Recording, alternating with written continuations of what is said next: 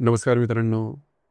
कुंभ राशीकरता गुरु जो ग्रह आहे हा पंचम स्थानातून भ्रमण करतोय आणि त्याचे काही चांगले अनुभव तुम्ही जून महिन्यामध्ये नक्कीच घेतलेले असतील.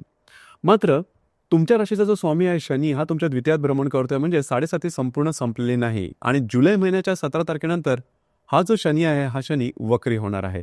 दुसरी महत्वाची गोष्ट म्हणजे मंगळ आणि केतूची युती तुमच्या सप्तम स्थानात होणार आहे. षष्ठात बुध सुद्धा वक्री होणार आहे. मात्र इथे आणखीन एक गोष्ट खूप चांगली आहे, ती म्हणजे तुमच्या राशीचा जो राजयोगकारक ग्रह आहे शुक्र, हा तुमच्या सप्तम स्थानामध्ये भ्रमण करतो आहे स्वतःच्या राशीमध्ये. तर एकंदरीतच हे जे सर्व ग्रह आहेत, हे सर्व ग्रह याचे जे प्रभाव परिणाम आहेत, हे जुलै महिन्यामध्ये कशा प्रकारचे असतील, कोणत्या गोष्टी तुमच्या आयुष्यातला नवीन त्याला दिशा मिळणार आहे, कोणत्या गोष्टी की ज्या संदर्भात व्यवस्थित निर्णय घेणं आवश्यक आहे, तुमची मानसिकता नेमकी कशा प्रकारची असेल, या सर्व संदर्भातली खुलासेवर चर्चा आपण या व्हिडिओमध्ये करणार आहोत. तर सुरुवातीला आपण चर्चा करू की तुमचे जे स्वास्थ्य आहे मानसिक किंवा शारीरिक नेमकं कशा प्रकारचं राहील. जसं की तुमच्या राशीचा जो स्वामी आहे शनी हा तुमच्या द्वितीय स्थानामध्ये भ्रमण करतो आहे. 17 तारखेनंतर हा वक्री होणार आहे. याचप्रमाणे राशीच्या षष्ठामध्ये रवी जो आहे दिनांक 17 तारखेनंतर येणार आहे आणि बुध जो आहे तुमच्या राशीच्या षष्ठ स्थानामध्ये तो 18 तारखेनंतर वक्री होणार आहे. याचप्रमाणे राशीचा जो अष्टमेश आहे बुध हा तुमच्या षष्ठ स्थानात भ्रमण करतो आहे. तर एकंदरीतच सांगायचं झालं तर या संपूर्ण महिन्यामध्ये गोष्टी थोड्याशा वेगळ्या असेल, थोडासा मानसिक तणाव तुम्हाला जाणवेल. लक्षात घ्या तुमच्या राशीमध्ये राहू सुद्धा भ्रमण करतो आहे. खास करून या सर्व पार्श्वभूमीवर या संपूर्ण महिन्यामध्ये कुठल्याही प्रकारच्या गोष्टीमध्ये प्रलोभनांच्या मागे लागू नका. अशा गोष्टी की ज्या संदर्भात तुम्हाला खूप मोठी स्वप्न वाटतात, खूप चांगल्या गोष्टी होतील असं वाटतं आणि त्या संदर्भात तुम्ही निर्णय घ्याल किंवा कधी ते रिस्क सुद्धा घ्याल. अशी रिस्क मात्र या महिन्यात घेऊ नका, कारण गोष्टी तुमच्या विरोधात जाऊ शकतील आणि त्याचा त्रास तुम्हाला भविष्यात होऊ शकेल. तर साधारण गोष्टी तुमच्या संदर्भातल्या तर थोडासा ट्रान्सपरंट ठेवा की जेणेकरून ज्या प्रॉब्लेम आहे त्या तुमच्यासाठी एक्स्ट्रीमला जाणार नाहीत. ही गोष्ट थोडी महत्त्वपूर्ण आहे. दुसरी महत्त्वाची गोष्ट म्हणजे स्वतःच्या आरोग्याकडे लक्ष द्या. मानसिक आरोग्य हे तुमचं थोडंसं बिघडण्याची शक्यता आहे.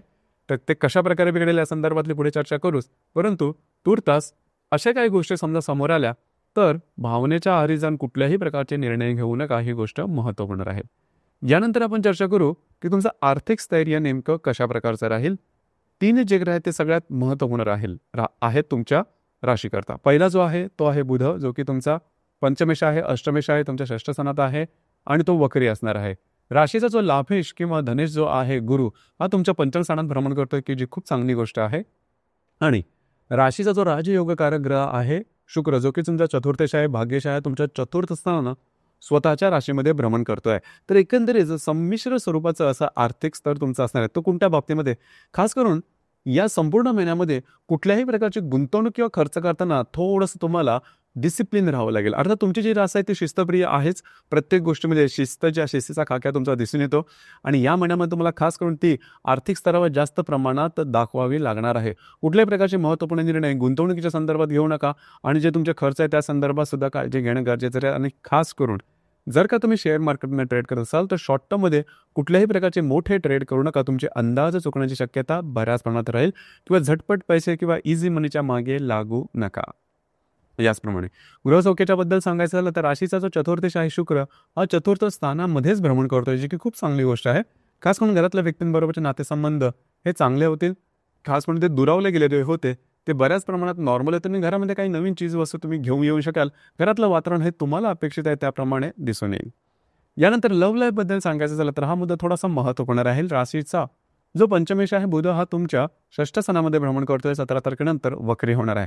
साधारण गेल्या काही दिवसापासून तुम्ही बघितलेलं असेल की ज्या व्यक्तीच्या तुम्ही रिलेशनशिपमध्ये असाल थोडंसं डिफरन्स ऑफ ओपिनियन थोडंसं होतं, मतभेद, मतवैचित्र किंवा गैरसमजाचं वातावरण जास्त तयार होत आहे.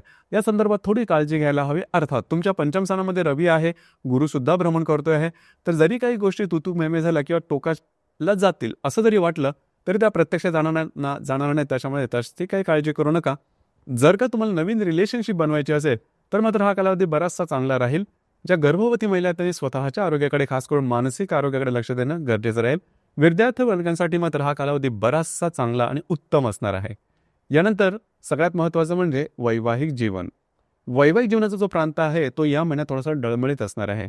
खास करून तुमच्या सप्तम स्थानामध्ये जो सप्तम स्थानामध्ये केतू आणि मंगळ भ्रमण करत आहे आणि राशीचा जो सप्तमेश आहे तो पंचम स्थानातून षष्ठ स्थानामध्ये सुद्धा जाणार आहे.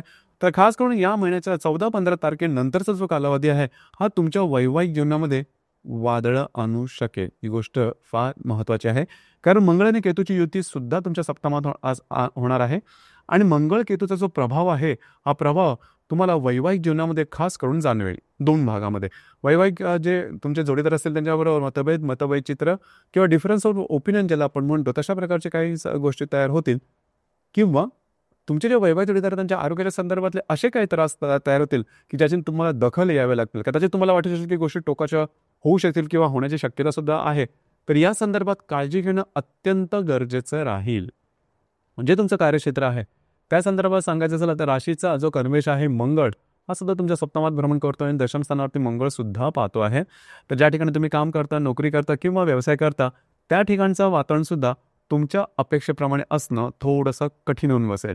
म्हणजे ज्या ठिकाणी तुम्ही काम करता त्या ठिकाणचे तुमचे सहकर्मी किंवा वरिष्ठ यांच्याबरोबर मतवैचित्र तुम्हाला असं वाटू शकेल की आपल्याकडून जास्त काम करून घेतलं जात आहे किंवा आपल्या ते अन्याय वगैरे होत आहे आणि ऑलरेडी तुमची जी रास आहे थोडीशी डिसिप्लिन आहे, अशा प्रकारच्या गोष्टी सहन करत नाही.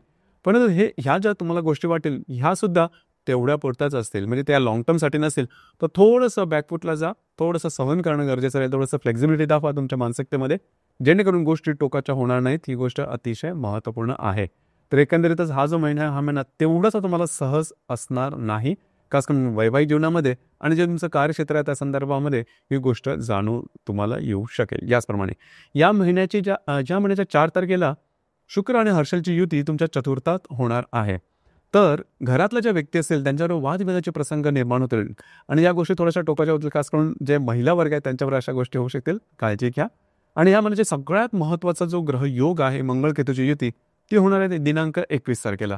तर साधारणतः जे मी मगाशी सांगितले की वैवाहिक जोडीदारावर मतवैचित्र गोष्टी टोकाच्या होणं, वादविवाद होणं या गोष्टी जास्त प्रमाणात असतील किंवा वैवाहिक जोडीदाराच्या आरोग्यावरती सरळ परिणाम करणारी ही युती आहे, काळजी घ्या. आणि अर्थात या युतीचा जो प्रभाव आहे तो संपूर्ण महिनाभर दिसून येईल, परंतु खास करून दिनांक 17-18 तारखेपासून ते 22-23 तारखेपर्यंत हा जो प्रभाव आहे हा प्रभाव थोडा जास्त होतोय की काय, अशा प्रकारचं वातावरण तयार होईल. तर त्या संदर्भात काळजी घेणं गरजेचं राहील. दिनांक 23 तारखेला शुक्र आणि मंगळाचा केंद्रयोग होणार आहे. शुक्र जो की तुमच्या चतुर्थात भ्रमण करतो त्याबरोबर सप्तमातला जो मंगळ आहे हा केंद्रयोग होणार आहे. तर इथे सुद्धा वैवाहिक जोडीदारावरचे वादविवादाचे प्रसंग खास करून तुमच्या समोर जास्त प्रमाणात हायलाईट होतील. याचप्रमाणे दिनांक 31 तारखेला रवी आणि बुधाची युती तुमच्या षष्ठ स्थानामध्ये होणार आहे. ही गोष्ट फार महत्त्वाची आहे. ज्या ठिकाणी तुम्ही काम करता, नोकरी करता किंवा व्यवसाय करता त्या ठिकाणी जे कागदोपत्री व्यवहार, कमिटमेंट, प्रॉमिसेस किंवा तुमचे जे कॉन्फिडेन्शियल असतील ते स्पॉईल होण्याची शक्यता आहे किंवा ऑफिस पॉलिटिक्स वगैरे म्हणतो अशा प्रकारचे सुद्धा काय अनुभव येऊ शकतील.